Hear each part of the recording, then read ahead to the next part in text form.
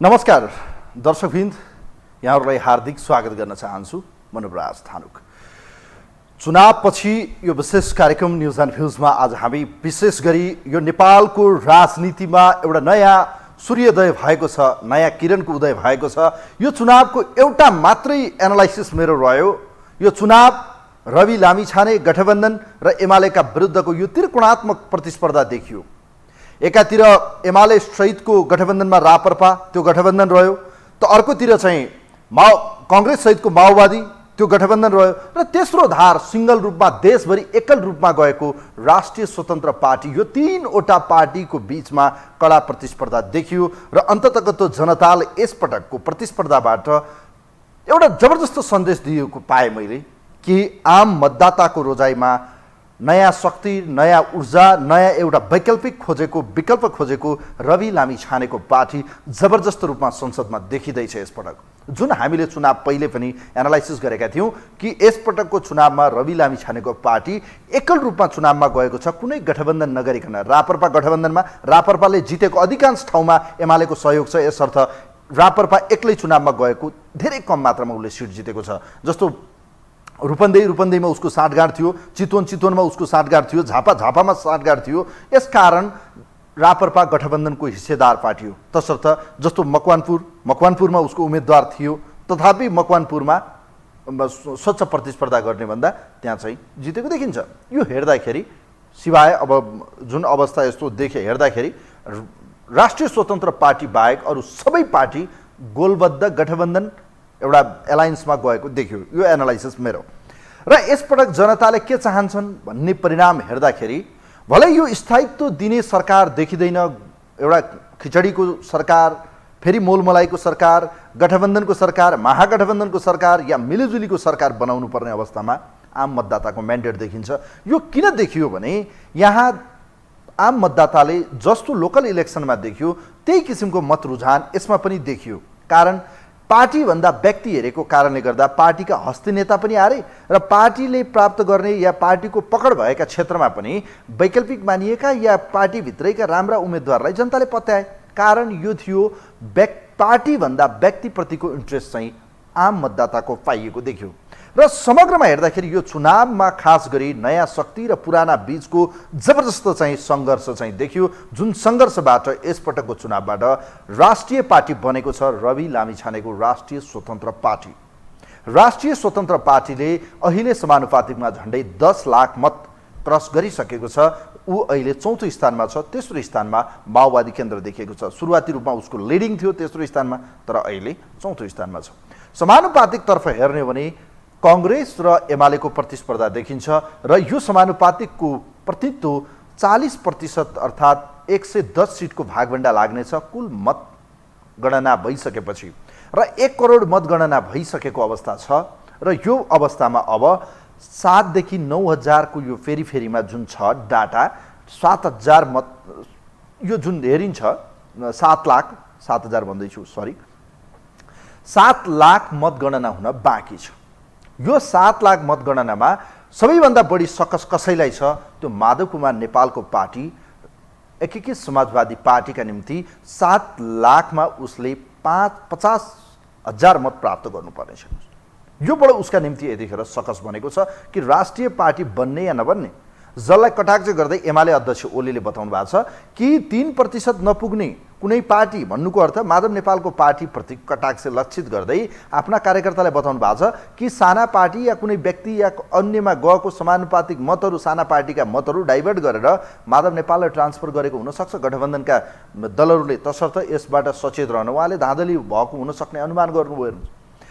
समग्रमा हेर्दाखेरि एउटा अर्को विश्लेषण रह्यो कि जनताप्रति उत्तरदायी नहुने र जनतामा नफर्किने उम्मेदवारहरूलाई जनताले ठुलै सबक सिकाउँदा रहेछन्। यो चुनावको एउटा अर्को म्यासेज देखेँ मैले।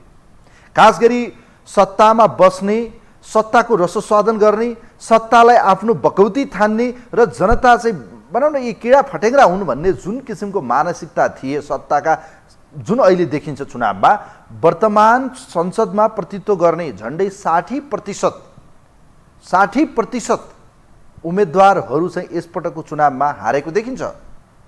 यो भन्नुको अर्थ के हो भने अधिकांश सांसदहरूको चाहिँ यसपटक जनताप्रति उहाँहरूको बेइमानी देखियो। जनताका काम नगरेको, संसदमा नबोलेको, कामै नगरेको हुँदा दण्डित गरिए।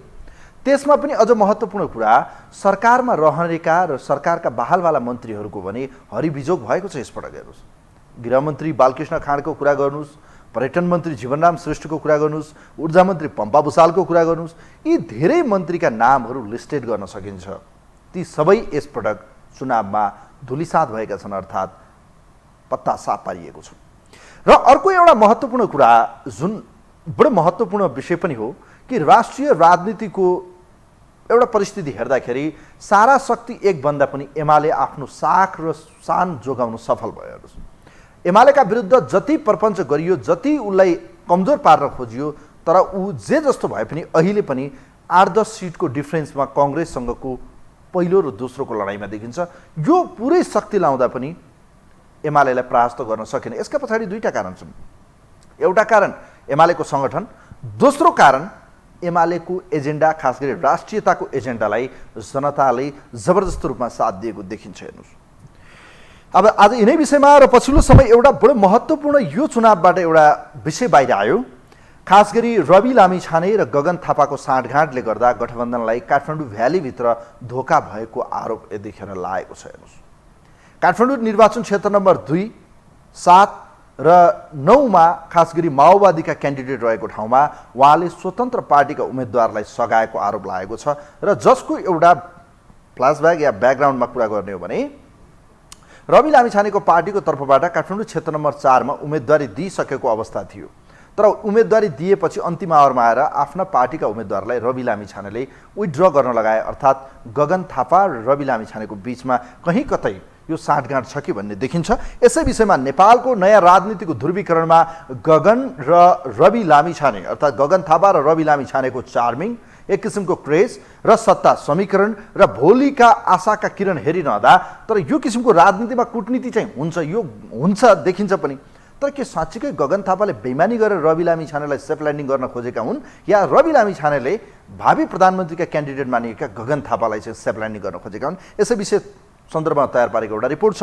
वास्तवमा के हो चाहिँ गगन थापा र रवि लामिछाने बीचको चाहिँ साँठगाँठ? यसै विषयमा तयार पारेको एउटा रिपोर्ट छ, यो रिपोर्ट हेरौँ।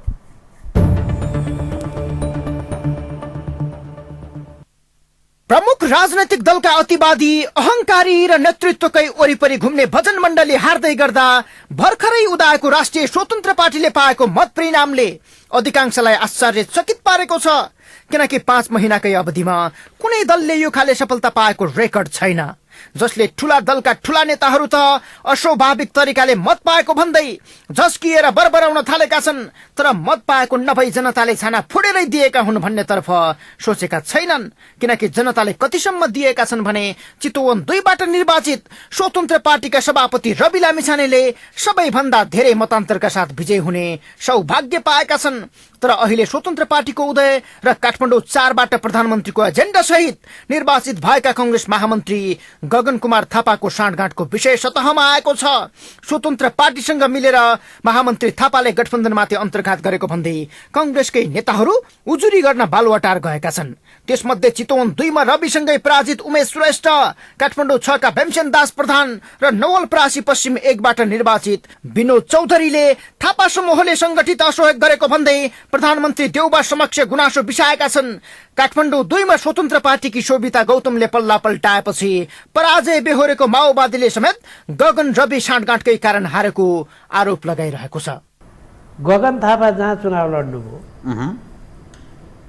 त्यहाँ घन्टीको उम्मेदवार किन नभए? पहिला रवि लामिछानेजी त्यही 4 नम्बरबाट लड्छु काठमाडौँ भन्नुभयो, हल्ला गर्नुभयो। त्यसपछि आफू सुटुक्क उता जानुभयो चितवन, यहाँ चाहिँ घन्टीको उम्मेदवार खाली गरिदिनु भयो। यहाँ गगन थापा चुनाव लड्दै हुनुहुन्थ्यो होइन?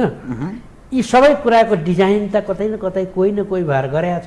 उनीहरूको आरोपलाई बल पुग्ने गरी गगन थापा निर्वाचित भएको काठमाडौँ 4 मा स्वतन्त्र पार्टीले अन्तिम समयमा आएर उम्मेदवारी फिर्ता लिएको थियो। काठमाडौँ 1 मा पनि थापालाई संसदीय दलको नेतामा सहयोग गर्ने सहमतिपछि मात्रै प्रकाशमान सिंहले चुनाव जितेको चर्चा कंग्रेस भित्रै छ।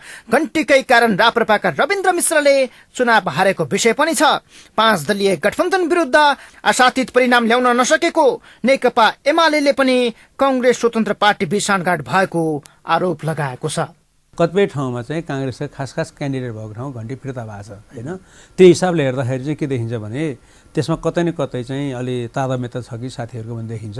चुनावमा पाइन्छ तादामेता गर्न, त्यसमा मैले अन्यथा मानेको होइन, त्यो पाइन्छ, तर त्यो अलि छदमा देखिन्छ त्यहाँनिर चाहिँ। दलहरूले स्वतन्त्र पार्टीको उदयमा प्रश्न र साँठगाँठको आरोप सार्वजनिक गरे पनि यी कुनै आरोप प्रमाणित गर्ने आँट कसैले गरेका छैनन्। मात्र निर्वाचनका बेला देखिएका परिदृश्यलाई उनीहरूले आधार बनाएका छन्।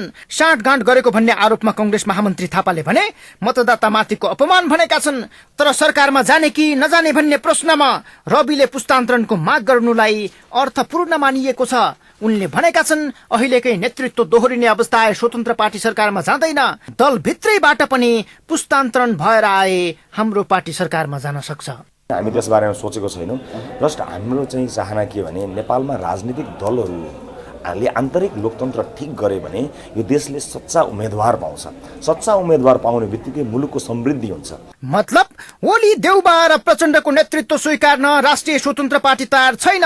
तर अहिले प्रधानमन्त्रीको एजेन्डा सहित निर्वाचित भएका थापा वा अर्को कुनै व्यक्ति सरकारको नेतृत्व गर्ने अवस्था बने उनी सरकारमा सहभागी हुन सक्छन्। फलत रवि पनि समर्थन सहित शंकाको घेरामा परेका हुन्, किनकि पश्चिमा प्रभावका गगनसँगै रविलाई पनि त्यही रूपमा हेर्न थालिएको छ। प्रदीप पौडेलको ठाउँमा चाहिँ किन घण्टी बजेन, गगन थापाको ठाउँमा किन फिर्ता लियो, केही युवाहरू आउने ठाउँमा चाहिँ किन घण्टी बजेन, राम्रोसँगले किन घण्टी बजेन। घण्टी बज्नु पर्थ्यो नि त, त्यो बजेन भनेर भन्ने एउटा चाहिँ छ। यसले गर्दाखेरि काहीँ बाह्य शक्ति कुनै शक्तिले प्रमोट गरेछ कि लगानी गरेछ कि त्यहाँभित्र। अब यो त अहिले त युक्रेनका राष्ट्रपति जेलेन्स्की एउटा कमेडियन आएन हो, कमेडियन चाहिँ राष्ट्रपति भएर आए, कतै त्यस्तो हुने हो कि भन्ने आशंका नेपालीहरूले गरे र त्यो निगरानी सुरु भएको छ। काहीँ धोका हुन्छ कि काहीँ केही देखिन्छ कि एक्सपोज काहीँबाट भयो भनेदेखि त त्यति सजिलो त हुँदैन फेरि काम गर्न। यही निर्वाचनबाट उदाएको जनमत पार्टीदेखि स्वतन्त्र पार्टीसम्मको उदयलाई पश्चिमाको प्रभावका रूपमा बुझिएको छ। एमसीसी पारितमा जोडतोडले भूमिका निभाएका गगनले यस अघि नै त्यो आरोप भोग्दै आएका छन्। कतै एउटै शक्तिले उनीहरूलाई एक बनाएर परिचालन गर्न खोजेको त होइन। अहिले सबैलाई त्यही घानमा हाल्न थालिएको छ। तर राजनैतिक नेतृत्वप्रति चरम वितृष्णा मच्चिएर विकल्प खोजी भइरहेका बेला उदाएका रविमाथि शंका गर्ने ठाउँ नहुन सक्छ। यद्यपि त्यसलाई चिर्न संसददेखि सरकारसम्म उनीहरूले खेल्ने भूमिका नै निर्णायक हुनेछ।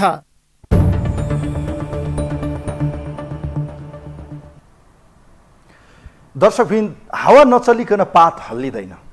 सम्भवतः लाग्छ नेपाली राजनीतिको यो हलचल सामान्य विषय हुन सक्दैन। अब यसको चिरफार गर्ने विषय वेट एन्ड सी हेर्नुपर्नेछ, पर्खिनुपर्नेछ। रवि लामिछानेजीले उठाएका 2-3वटा प्रश्न, उहाँले म जनताको सेवा गर्छु, म भ्रष्टाचारको विषयमा एजेन्डा बनाउँछु र खास गरी चाहिँ यो देशको विकास र समृद्धिमा चाहिँ अगाडि बढ्ने उहाँले यी बाहेक पोलिटिकल कुनै पनि इस्युज या पोलिटिकल एजेन्डाप्रति आफ्नो कुनै भ्युज आजसम्म राखेको देखिएको छैन। जुन विषय यतिखेर सतहमा छताछुल्ल बाहिर प्रश्न खडा भएको छ के खास गरी यतिखेर रवि र गगनको चाहिँ साँठगाँठ कहीँ कतै पश्चिमा शक्तिको एक किसिमको साँठगाँठ गर्ने र भविष्यमा गएर देउबा ओली र प्रचण्डको विकल्प तयार गर्न खोजेको त होइन। यस किसिमका बाह्य सतहमा चाहिँ प्रश्न खडा भएका छन्। खास गरी अबको केही छिनपछि हेर्नुहोला तपाईँ, संसद बनिसकेपछि सम्पूर्ण समाचार भनौँ न यो सम्पूर्ण यो रिजल्ट आउट आइसकेपछि शपथ ग्रहण भइसकेपछि संसदको बैठकपछि एउटा विषय जबरजस्त रूपमा संसदमा जानेछ, त्यो हो राष्ट्रपतिले रोकेर राख्नुभएको नागरिकता विधेयक अबको 1 महिनापछि संसदमा टेबल हुनेछ, लेखेर राख्नुहोला। र त्यो विषयमा राष्ट्रिय स्वतन्त्र पार्टीको धारणा के आउँछ त्यसले धेरै कुराहरू असर राख्नेछ। र सँगै केही साताभित्र एमसीसीसँगको टेन्डर आह्वानको विषयमा यो विषयले पनि एउटा फेरि चर्चा पाउनेछ। राष्ट्रिय एजेन्डामा देशको सार्वभौम सत्तामा र खास गरी दक्षिण पश्चिमको चाहिँ एजेन्डामा चाहिँ यिनको विचार के हो यसले बडो महत्त्वपूर्ण राख्नेछ। हेर्नुहोस्, भलै उनले कुनै पनि बातको पक्षमा नलाग्ने र त्यो बातले चाहिँ देशलाई विकास नदिने उहाँले भन्दै आउनुभएको छ। विशेष गरी समृद्धि विकास गर्न जनताका सेवा सुविधा दिन डेलिभरी दिन कुनै वाद नचाहिने र यो देशमा चाहिँ आफूले राजनीति जनताको सेवा समस्या समाधान गर्नका निम्ति राजनीति गरेको बताए पनि भविष्यमा यसका कैयौँ पाटाहरू खुल्दै जानेछन् यो पार्टीको र यो पार्टीका विषयमा अझै बढी चासो यसर्थ पनि छ कि यो पार्टीमा जुन व्यक्तिहरू आज छन् यी व्यक्तिहरू कति सस्टेनेबल या कति लङ टर्म टिक्छन् या यो पार्टी यथावस्थामा रहन्छ या बाह्य शक्तिले फेरि यो पार्टीलाई छिन्न भिन्न पार्छ यसका निम्ति पनि 6 महिना कुर्नै पर्ने हुन्छ किनभने सत्तारोहणका निम्ति नेपालका सबै नेता कार्यकर्ता अहिले जो छन् यी उपरखुट्टी लगाएर दौड्ने अवस्थामा छ हेर्नुहोस् र सबैभन्दा बढी किनबेचको यसपटकको संसदमा देखिने सम्भावना पनि देखिन्छ हेर्नुहोस् र विशेषतः यतिखेर एउटा विषय जबरजस्त रूपमा उठ्यो कि काठमाडौँ क्षेत्र नम्बर 4 को विषय जुन गठबन्धनधारी दलहरूले यतिखेर आशंका व्यक्त गर्न थालेका छन् काठमाडौँ क्षेत्र नम्बर 2 मा असहयोग गरेको विषय आएको छ काठमाडौँ क्षेत्र नम्बर 6 को विषय आएको छ काठमाडौँ क्षेत्र नम्बर 7 को विषय आएको छ काठमाडौँ क्षेत्र नम्बर 8 को विषय आएको छ यी सबै विषयवस्तुहरू हेर्दाखेरि यसपटक कहीँ कतै यो हावाहुरी कताबाट चल्यो या यसको डिजाइनर कोही छ या उहाँहरू आफै चाहिँ यस किसिमको राजनीतिमा सेफ ल्यान्डिङ खोजिरहनु भएको छ त्यो त अब समयको कालखण्डसँगै यसका पाटाहरू ओपन हुँदै जानेछन् कोही हुनुहुन्छ हाम्रो लाइनमा या हुनुहुन्न मलाई प्राविधिक मित्र हाम्रो कन्ट्रोल रुमले जानकारी गराउनमा आग्रह गर्न चाहन्छु कोही हुनुहुन्छ हाम्रो लाइनमा आजको यो विषयवस्तुमा विशेष गरी आफ्नो विचार यो चुनावको परिणामपछि यो देशको नयाँ समीकरण बन्ने सम्भावना प्रबल देखिएको छ गठबन्धन लगभग बहुमत नजिक पुग्ने अवस्था देखिएको छ तथापि यसका पछाडि भने एकीकृत समाजवादी पार्टी राष्ट्रिय पार्टी बन्छ या बन्दैन हेलो नमस्ते यहाँलाई स्वागत छ कार्यक्रममा नमस्ते हजुरलाई पनि अब रवि र गगनको साँठगाँठको विषय फेरि एकपटक पश्चिमा शक्तिको चर्चा सुरु भएको छ नेपालमा यसलाई कसरी हेर्नुहुन्छ तपाईँ होइन यो अब भन्ने बेलामा सबैले यो रणभूल बनाइराखेको हो अब त्यो छैन त अब उनीहरू जानुन् हामीलाई के थाहा उनीहरूको मुटुभित्र हामी पस्ने कुरा भएन होइन अब भन्ने बेलामा जसले जे पनि भन्छन् जे पनि गर्छन् यहाँ अब मिडिया त्यही खालका छन् पार्टीहरू त्यही खालका छन् कसरी खसाउने कसरी लडाउने रणनीतिमा छन् अब रवि अगाडि आएको अब त्यसलाई कसरी चाहिँ फसाउँ कसरी डुबाउँ भन्ने काङ्ग्रेस एमाले माओवादीको यो चलखेल उसलाई चाहिँ अलमा ल्याएर उसलाई चाहिँ भ्रम फैलाउने रणनीतिमा छन् यो चाहिँ बन्द हुनुपर्छ होइन अब यो विषय जुन आएको छ यसपटक रवि लामिछानेको पार्टी राष्ट्रिय स्वतन्त्र पार्टीले सबैको भनौँ न कानमा घन्टी बजाएको छ सबैको चाहिँ ढङ्ग ठटाएको छ यसपटक तपाईँले हेर्नुभयो गगन थापासँगको साँठगाँठले गर्दा कहीँ कतै काठमाडौँमा अन्तर्घात भएर गठबन्धनले चाहिँ क्रस मत गरेर स्वतन्त्र पार्टीलाई उम्मेदवारहरूलाई चाहिँ मत दिएको आरोप लागेको छैन सबै मतहरू जहाँ कङ्ग्रेसका उम्मेदवार छैनन् त्यो ठाउँमा स्वतन्त्र पार्टी जितेको छ यसलाई के भन्नुहुन्छ होइन त्यो त यिनीहरूलाई कहिलेसम्म हेर्ने त अब यिनीहरूले अहिले 32 वर्षसम्म के गरे त काङ्ग्रेस एमाले माओवादीले 17,000 मान्छे मारेको होइन 10 वर्ष युद्ध गरेको होइन देशलाई कहाँ पुर्यायो के गर्यो सत्तामा पुग्यो त त्यही कारणले युवा आएको हामीले भनेकै हो त तपाईँलाई युवा आउनुपर्छ पढाइ लेखा भएका युवा आउनुपर्छ भने आए नि त अहिले अब युवाले घन्टी ठोक्छन् तर मेरो सुझाव के छ भने रवि लामिछाने यो पार्टीमा अहिले जानु हुँदैन राजेन्द्र लिङ्गदेन पनि जानु हुँदैन बाहिरबाट घन्टी ठटाउने हो झाडु लाउने हो बाहिर बसेर भित्र जाने होइन किन भन्दा भोलि त्यहाँ भित्र गयो भनेदेखि 3 महिना 6 महिनामा ढल्छ अनि यिनीहरू पनि फेरि उही चित्रबहादुर केसी अथवा प्रचण्डको नेता हालत हुन्छ त्यसले गर्दा मेरो सुझाव छ युवा वर्गहरू कुनै पनि त्यो पार्टीमा एउटा पदका लोभ लालचमा जानु हुँदैन खै अब सुरु भइसकेको छ कानुन मन्त्री पायो भने स्वास्थ्य मन्त्री पायो भने हामी त सरकारमा जाने हो परिवर्तन गर्न आएको हामी त जाने भन्ने कुरा सुन्दैछौँ हेरौँ अब यो पर्ख्यौँ केही दिन परिणाम आउन दिउँ त्यसपछि पार्टीको उहाँहरूको डिसिजन हेरौँ रवि लामिछाने जानुहुन्छ या हुँदैन त्यो त हेर्न बाँकी छ तर गठबन्धनको बहुमत पुग्ने देखिन्छ गठबन्धन हेर्नुपर्छ यो परिस्थिति देखिन्छ तर एउटा कुरा म भन्न चाहन्छु यो परिस्थिति जुन अहिले बनेको छ तपाईँ के देउवा या प्रचण्डको समीकरण कम्फर्टेबल होला या रवि र गगनको कम्फर्टेबल एउटा समीकरण बन्ने सम्भावना देखिरहनु भएको छ के होला हुँदैन किन हुने रविलाई मार्नका लागि चाहिँ आक्रमण गर्ने एमाले र काङ्ग्रेस लागेका होइनन् माओवादी कतिखेप आक्रमण गरिसके ज्ञानेन्द्र साईले आक्रमण गरे उ गरे भोट किनेका छन् तपाईँ भोट हेर्नु कति धाँधली यिनीहरूले गरिरहेका छन् त आफै धाँधली गर्ने आफै त्यहाँ उ गर्ने अनि हार्दै गएपछि चाहिँ विभिन्न बखरा निकाल्ने रवैया देखिएन निर्वाचन आयोगले कारवाही गरे त शेरबहादुरलाई त्यहाँ गुन्डा राखेर चाहिँ कति धम्काएको छ मान्छेलाई, मिडियालाई जान नदिए, जनतालाई कसैले उठाइस भने त्यसलाई भनेर त्यहाँ त परास्त मिडियाले हिजेर देखाएको छ त निर्वाचन आयोगले उनीहरूलाई कारबाही। यसको अर्थ के लाग्छ तपाईँलाई? रवि र गगनको नेपाली राजनीतिका नभए उदयमान यो दुईटा राजनीतिज्ञलाई कहीँ कतै पश्चिमा शक्तिको प्रोटेक्सन हुन सक्छ या सक्दैन, के लाग्छ तपाईँलाई? होइन, एकदमै 100% भइसक्यो यो सबै। मैले तपाईँकै मिडियामा पहिलेदेखि इन्डिया विदेशीको चाहिँ यो उसमा चाहिँ योजनामा यिनीहरू गठबन्धन गरेर आएका भनिरहेको छु त। एमसिसी अब भोलि पर्सि चाहिँ त्यो कार्यान्वयन अब उसका लागि भनेर यहाँ आइसक्यो। यिनीहरूले त ठाडो अब हस्तक्षेप गर्न सुरु गरिसके। यो कुरा नेपालीले बुझ्ने कि नबुझ्ने? अब हेरौँ यसको विषयमा बारेमा कुराकानी गरौँला। भुटानीकरण सिक्किमीकरण गर्न लागेको हो। यहाँलाई म धेरै धेरै धन्यवाद दिन चाहन्छु। थ्याङ्क यू सो मच नेत्रजी, धेरै धेरै धन्यवाद दिन चाहन्छु।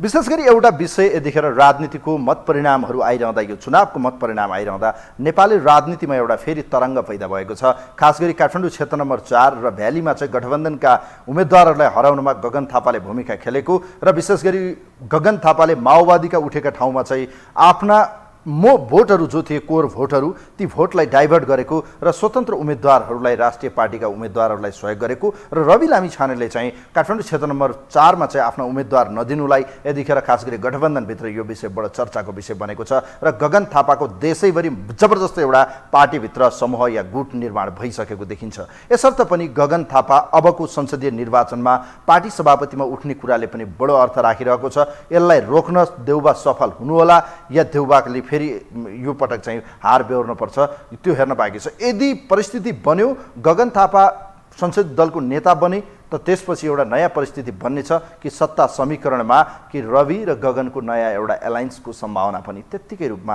जबरजस्त रूपमा यतिखेर बाहिरी सत्तामा आएको छ, जहाँ अन्य शक्तिको पनि साँठगाँठ हुन सक्छ र त्यो परिस्थितिमा माओवादी केन्द्रको रोल महत्त्वपूर्ण हुनेछ। माओवादी पार्टीभित्रैबाट यतिखेर गगन थापालाई विशेष गरी प्रहार सुरु भएको छ कि गगन थापा चाहिँ यतिखेर पार्टीभित्रैबाट हामीलाई असहयोग गरेको र गठबन्धनमा चाहिँ बेइमानी गरेको आरोप लगाउनु भएको छ। अब यो त हेर्न बाँकी छ। यसका पाटाहरू, यसका बिस्तारै यसका एक एक गरी पानाहरू ओपन हुँदै जानेछन्, किनभने यो त सुरुवातको यतिखेर मत परिणामहरूको अन्तिम छ। समानुपातिको मतगणना आइरहेको छ र प्रत्यक्षको अन्तिम केही सिटहरूको बाँकी छ। यो परिस्थितिमा चाहिँ अहिलेसम्म हेर्दा कांग्रेस र एमालेको प्रतिस्पर्धा देखिन्छ, जहाँ राष्ट्रिय स्वतन्त्र पार्टी 7 ठाउँमा चाहिँ जित प्राप्त गरेको छ। उसको यसपटक समानुपातिकमा भने जबरजस्त भोट आएको छ। झन्डै अहिलेसम्म उसले 10 लाख क्रस गरिसकेको छ। यो सङ्ख्या हेर्दा, यही ट्रेन्डमा हेर्दा उसको 16 देखि 17 सांसद चाहिँ संसदमा पुग्ने अवस्था देखिन्छ र 15-16 सांसद संसदमा उसको समानुपातिक र प्रत्यक्षमा लाउने हो भने झन्डै 22-23 वटा सिटको जबरजस्त उपस्थिति देखिनेछ र यो संसदका निम्ति यसपटक निर्णायक शक्ति र जबरजस्त शक्ति देखिनेछ। कोही हुनुहुन्छ हाम्रो लाइनमा? हेलो हेलो, कोही हुनुहुन्छ? हेलो, कन्ट्रोल रुमबाट म जानकारी पाऊँ। खास गरी यो पछिल्लो समयको मत परिणामपछि यतिखेर एउटा विषय राजनीतिको बडो एउटा चर्चाको विषय छ। यसका पछि विभिन्न विश्लेषकहरू, एनालाइसिस गर्नेहरूले यसलाई खास गरी रवि र गगनको साँठगाँठ रहेको र नेपालको राजनीतिका नव ध्रुवीकरणको चर्चा सुरु भएको छ। कोही हुनुहुन्छ हाम्रो लाइनमा? हेलो हेलो, नमस्कार। नमस्ते, यहाँलाई स्वागत छ। कहाँबाट को बोल्नुभयो हजुर? ज्ञानप्रसाद भुषाल र हाजीबाट। ल, चुनावको परिणाम हेर्दाखेरि बडो मिक्सअप आएको छ, यो मिक्स म्याच भएर आएको देखिन्छ। यसले स्थिरता दिँदैन भनेर धेरैले विश्लेषण। गठबन्धनको सरकार त बन्ने कन्फर्म देखिन्छ, मेजोरिटी कसैसँग छैन र नेपालको राजनीतिमा नयाँ पार्टीको उदय भएको छ। यसपटक रवि लामिछानेको पार्टी राष्ट्रिय स्वतन्त्र पार्टी संसदमा जबरजस्त रूपमा राष्ट्रिय पार्टी भएर जाँदैछ र एउटा विषय बाहिर चर्चामा आएको छ कि खास गरी रवि र गगनको साँठगाँठ काठमाडौँमा देखियो भन्ने विषय बाहिर आएको छ। यो विषयलाई के भन्नुहुन्छ? अब योभन्दा पहिले पनि यो चुनाव कसरी चुनाव नेपालमा चुनाव सम्पन्न भयो भन्ने कुरोमा अझ पहिले म यता आउँछु। हाम्रो देशको भोटर भनेको 1,80,00,000 भोटर हो, होइन सर? 1,80,00,000 भोटरमा लगभग 60 लाख युवा युवती तेस्रो मुलुकमा गएको छ। 40 लाख भोटर इन्डियामा छ। लगभग बहिष्कार र यो व्यवस्थाबाट विचुर भएका अथवा व्यवस्थासित चित्त नबुझेर भोट हाल्न नगएका पनि लगभग 12-15% छ। टोटल हिसाब गर्दाखेरि लगभग 1,22-25 लाख भोटरले भोटै नहालेको जस्तो देखिन्छ र 61% भोट पर्यो भन्छन्। आखिर यो भोटिङ कस्तो, यो चुनाव कसरी चुनाव भयो र यो 61% भोट कहाँबाट पर्यो? सबभन्दा ठुलो प्रश्न त यत्नै छ। अब यो भोटिङ कसरी भोटिङ भयो, कस्तो भोटिङ भयो भन्ने कुरो नै अनिश्चितको विषय छ। र अब आउने जुन मिश्रित प्रणाली हो, अब यो प्रणाली यस्तो प्रणाली त आउने थियो, किनभने हाम्रो देशको जुन चुनाव प्रणाली छ, जुन देशको संविधानमा लिखित बुँदाहरू छन्, त्यो बुँदाबाट यो देशमा कहिले पनि बहुमतको सरकार आउन नसक्ने अवस्था त यिनीहरूले बनाएका छन्। यो अवस्था किन बनाइएको भन्दाखेरि मिलिजुली खाने भनेर बनाएका हुन्। र यस विषयमा अब रवि लामिछाने आएका छन् नयाँ उदयमान भएर। अब उनीबाट के कति हुन्छ भन्ने कुरो त अब अगाडि आउने दिनमा नै विश्लेषण गर्न सकिन्छ, किनभने न त उनको नीति बाहिर आएको छ, न सिद्धान्त आएको छ, न देशको अर्थव्यवस्थाको बारेमा छ, न विदेश नीतिका बारेमा छ, न कुनै नीति बाहिर त केही पनि देखिएको छैन। उनीहरू एक कताबाट उदाएको जस्तो मात्र देखिएको छ। उनीहरूको वास्तविक सत्ता सञ्चालन गर्ने तरिका के हो, योजना के हो भन्ने कुरा कुनै निश्चित छैन। उहाँहरूले एउटा यही भ्रष्टाचारको विरोध मात्र सुनिन्छ र सुशासनको मात्र सुनिन्छ। यो सुशासन र भ्रष्टाचारलाई निर्मूल पार्ने कहाँबाट यो सुरु भएको, कसरी सुरु भएको, कहाँबाट यसको निरङ्कार गर्न सकिन्छ भन्ने कुरा पनि उहाँहरूसँग योजना कुनै पनि देखिँदैन। अहिले एउटा विषय बाहिर आएको छ, जस्तो रवि र गगनको चाहिँ साँठगाँठ बाहिर आएको छ। हेर्नुहोस्, यो विषय बडो चान्चुने विषय होइन, नेपाली राजनीतिलाई हलचल मचाइदिने, के यसका पछाडि पश्चिमा शक्तिको हात छ भन्ने चर्चा सुरु भएको छ नेपाली राजनीतिमा। विश्लेषकहरूले बताउन थालेका छन् यो शक्ति कहाँबाट यो कनेक्सन मिल्यो, यो मिल्नुको पछाडिको कारण के हो भन्न। यसको कारण के हो भने हेर्नुहोस्, अहिलेको नेपालको परिवेशमा 5 वटा राजनीतिक ध्रुवहरू देखिएका छन्। एउटा ध्रुव छ पारम्परिक रूपमा विदेशी दलाली गर्न, विदेशको दलाली गरेर देशलाई शोषण गर्न पारम्परिक रूपबाट पुरानो पार्टी बनेको नेपाली काङ्ग्रेस। अर्को छ नेकपा एमाले, जुन संसदमा दक्षिणपन्थी झुलमुलवाद र प्रतिक्रियावादीहरूको बीचबाट आएको कम्युनिस्टको खोल ओढेको एउटा नेपाल कम्युनिस्ट पार्टी एमाले भन्ने छ। यो माओवादी, त्यसपछि समाजवादी, राष्ट्रिय जनमोर्चा भनेका यिनको कुनै लाइनै छैन, यिनको कुनै पदवी छैन। यिनी कम्युनिस्ट नै हुन् कि के हुन्, कुनको लाइन के हो, सिद्धान्त के हो, थाहै छैन। अहिले एउटा देखा परेको छ नेपालमा बहिष्कार गरेर 4-5 दल मिलेर त्यो जुन अहिले सच्चा कम्युनिस्ट भन्छ, क्रान्तिकारी कम्युनिस्ट भनेको छ। र एउटा अहिले उदयमान भएको यो जुन राष्ट्रिय स्वतन्त्र पार्टी भन्ने, यो राष्ट्रिय स्वतन्त्र पार्टी र काङ्ग्रेसका केही व्यक्तिहरूका कुराकानीहरू पनि मिल्छन् र यिनीहरू कहाँबाट उदाय भन्ने कुराको पुष्टि अझै हुन सकेको छैन। अहिलेको यो सत्ता समीकरणबाट जुन समीकरणका लागि जुन चलखेल हुँदैछ, यो चलखेलबाट यिनीहरूको पनि स्पष्ट हुन्छ। हस्, यहाँलाई म धन्यवाद दिन चाहन्छु। Thank you so much. बडो ज्ञानप्रसादजीले भने जस्तै अबको सत्ता समीकरणमा रविको चासोका साथ हेरिएको छ। यदि वर्तमान गठबन्धन या शेरबहादुर नेतृत्व गठबन्धनमा गए फेरि यो गठबन्धनका विषयलाई लिएर फेरि चर्चा हुनेछ। तर यथावस्थामा हेर्न बाँकी छ कि मैले भने नि यो घटनाक्रमहरूले अहिले नै एनालाइसिस गर्न अलि हतार हुन्छ। परिणाम आओस्, शपथ ग्रहण होस्, संसदको बैठकहरू बसुन् र त्यसपछि एउटा सरकार निर्माणको प्रक्रिया जब सुरु हुन्छ तब यी कुराहरू धेरै थाहा हुन्छ। संसदमा गएका विधेयकमा चाहिँ उहाँका विचार सुन्न पाइनेछ, राष्ट्रिय एजेन्डामा उहाँका विचार सुन्न पाइनेछ, बजेटमा उहाँका विचार सुन्न पाइनेछ, अन्तर्राष्ट्रिय सम्बन्धमा चाहिँ उहाँको विचार सुन्न पाइनेछ, एमसिसीका विषयमा उहाँको विचार सुन्न पाइनेछ, बिआरआईको बारेमा उहाँका विचार सुन्न पाइनेछ, लगानी ल्याउने कि नल्याउने, ऋण लिने कि नलिने, यी सबै कुराहरू, व्यापार घाटाका विषयमा सुन्न पाइनेछ, रोजगारीका विषयमा सुन्न पाइनेछ, कृषि उत्पादनका विषयमा सुन्न पाइनेछ, निर्यात र आयातको विषयमा कुराकानी सुन्न पाइनेछ, ब्याङ्किङ तरलताको विषयमा उहाँसँग कुरा बुझ्न पाइने छ। यी यावत विषयहरू छन्। यसका निम्ति पर्खिनु पर्नेछ कि कानुन निर्माणको थलोमा त जानु त पर्यो, अहिले हतार हुन्छ। तर यो चुनावको परिणाम आइरहँदा एउटा विषय चाहिँ बडो जबरजस्त रूपमा चाहिँ बाहिरी सतहमा हल्ला खल्ला हलचल मचाएको छ। हेर्नुहोस्, काठमाडौँ क्षेत्र नम्बर 4बाट गगन थापा उठ्नु, काङ्ग्रेसको शक्तिशाली महामन्त्री हुनु र काठमाडौँका अधिकांश क्षेत्रमा माओवादी उठ्नु, ती माओवादीले पाएको क्षेत्रमा चाहिँ माओवादी पराजित हुनु र सम्मानजनक मत पनि नल्याउनु, अनि ती क्षेत्रबाट चाहिँ स्वतन्त्र पार्टी उठ्नु र स्वतन्त्र पार्टीको उम्मेदवार 4 नम्बर क्षेत्रबाट नउठ्नु। यो कहीँ कतै भित्री रूपमा कहीँ कतै साँठगाँठ एउटा गाँठो परेको त छैन, या यसका पछाडि अदृश्य कुनै शक्तिले यी दुईटा फुललाई रोपिदिएको छ, यो या भविष्यमा फक्रनेछन् र यी हाम्रा लागि उत्तम हुनेछन्, किनभने देउबा ओली र यिनको विकल्प भोलि तयार हुनेछ कि यी भन्ने हुनसक्छ। एनालाइसिसहरू विभिन्न किसिमले एङ्गलबाट भइरहेको देखिन्छ। तर यसका लागि प्रतीक्षा गर्न पर्ने देखिन्छ कि यी हुन् के, यिनको रूप के हो, यिनको रङ के हो, यसका निम्ति गुण र दोष हेर्न संसद भवन कुर्नै पर्ने हुन्छ। अहिले चाहिँ हतार हुन्छ। कोही हुनुहुन्छ आजका निम्ति अन्तिम कलर, उहाँलाई म वेलकम गर्न चाहन्छु। नमस्ते। हजुर नमस्कार सर। नमराज सर नमस्कार। म खड्ग पौडेल बुढालिङ कन्दबाट। अन्तिम छ मत परिणाम आउँदैछ, समानुपातिकको मतगणनाको रिजल्ट आउँदैछ। परिणाम हेर्दाखेरि मिक्सअप देखिन्छ, गठबन्धनको सरकार बनाउनु पर्ने अवस्था देखिन्छ, बहुमत नजिक चाहिँ गठबन्धन देखिन्छ तर बहुमत पुग्ने जस्तो अझै साँठगाँठ देखिएको छैन, गठबन्धनको सरकार बन्ने जस्तो पनि देखिन्छ। तर यो भनिरहँदा परिणाम एकातिर छ, छोटो समयमा जनताको लोकप्रियता र जनताको मन जितेको छ एउटा पार्टी, राष्ट्रिय स्वतन्त्र पार्टी अर्थात् रवि लामिछानेलाई मात्रै अब यो प्रश्न पनि गरौँ या उहाँलाई श्रेय पनि दिउँ कि रवि लामिछाने कारणले गर्दा आज पार्टी चमत्कारिक रूपमा अगाडि आयो र जबरजस्त समानुपातिक मत पनि आएको छ, संसदमा हेर्न पाइनेछ। तर काठमाडौँको रिजल्ट र देशैभरिको रिजल्ट र कैयौँ नेताहरूलाई हराएको भन्ने आरोप छ। जहाँ स्वतन्त्रका उम्मेद्वार उठे त्यो क्षेत्रमा कङ्ग्रेसका महामन्त्री गगन थापा र रवि लामिछानेको साँठगाँठ देखिन्छ भन्ने विषयले बाहिर यतिखेर गठबन्धनमा चाहिँ चर्चा भएको छ। माओवादीले विरोध जनाएको छ। गठबन्धनमा चाहिँ कङ्ग्रेसका महामन्त्री गगन थापाले बेइमानी गरेको कुरा लगाउनु भएको छ। यसलाई के भन्नुहुन्छ? रवि र गगनको साँठगाँठ ठिक हो या स्वाभाविक हो या ठिकै के अस्वाभाविक हो, के लाग्छ?